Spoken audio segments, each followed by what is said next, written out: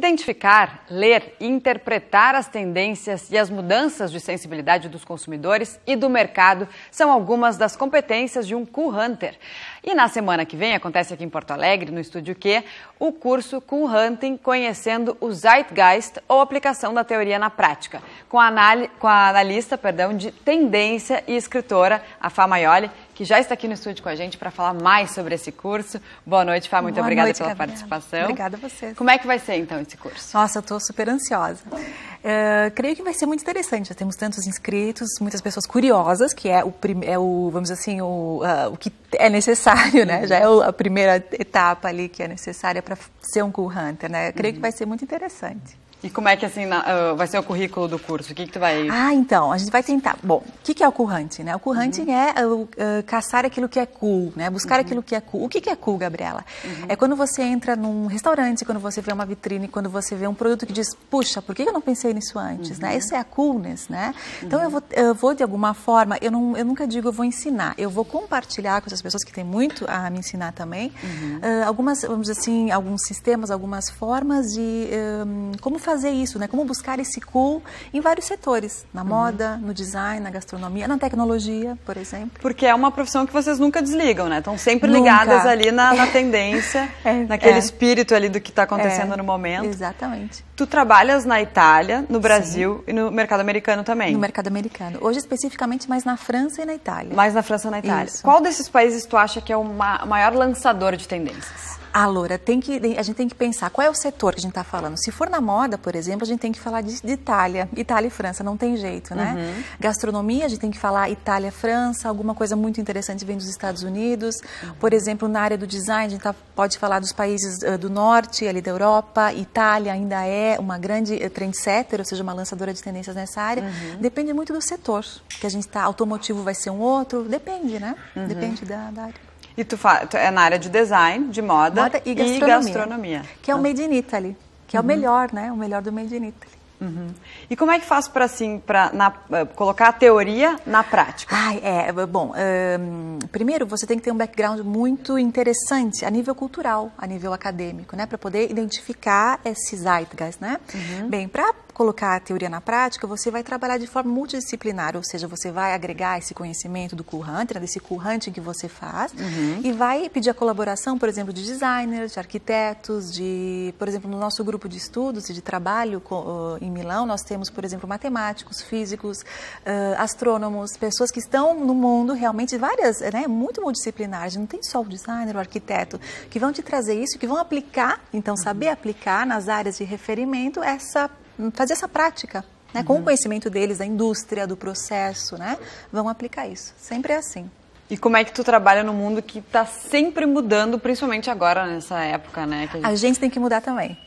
O profissional. Tem que ter outro olhar. Tem que estar sempre mudando também. A gente não pode ser, a gente tem que ser muito flexível, muito aberto, eu sempre digo, sem preconceitos. A gente nunca tem que ter preconceito nenhum de raça, de credo, de cor, de opção sexual, não. A gente tem que ser muito equilibrado, ter uma visão muito aberta.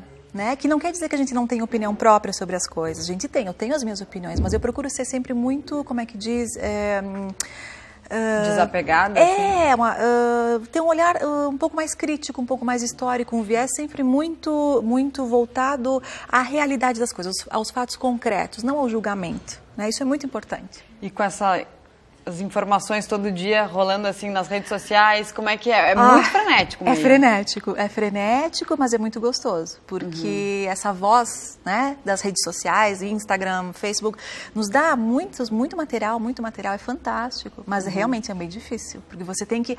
O segredo é esse, talvez, escolher para quem você vai seguir, quem você vai olhar, que Instagram, quem é que você vai seguir, de onde é que vem a boa informação, né? Que perfis públicos são esses? Você tem que ter um filtro, né? Então hoje em dia tem aquelas pessoas que são as que influenciam realmente a massa, os trendsetters, né? Então, quem são?